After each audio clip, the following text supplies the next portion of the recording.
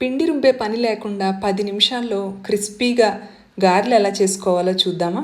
ఈ సింపుల్ గారెలు చేసుకోవటం కోసం 2 కప్పులు మజ్జిగ తీసుకోవాలి. అందులోకి ఉప్పు, కొంచెం జీలకర్ర, అలాగే అల్లం ముక్కలు కూడా వేసుకుని 1 కప్పు బియ్యపిండి ఉండలనేవి లేకుండా ఇలా కలుపుకోవాలి.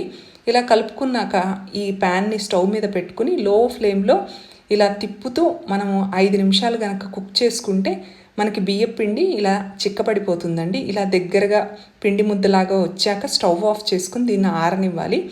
ఇలా ఆరిన ఈ పిండి ముద్దలోకి ఉల్లిపాయ, పచ్చిమిర్చి, కొత్తిమీర, కరివేపాకు అన్నీ వేసుకుని బాగా కలుపుకున్నాక చేతికి కొంచెంగా ఆయిల్ రాసుకుని ఇలా గారెల్లాగా ఉత్తుకోవాలండి.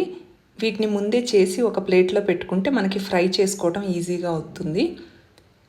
మీడియం ఫ్లేమ్లో ఆయిల్ వేడెక్కాక ఫ్లేమ్ మీడియంలో పెట్టి ఈ గారెలన్నిటినీ ఫ్రై చేసుకోవాలి. నూనెలో వేసిన వెంటనే గారెల్ని కదపద్దండి.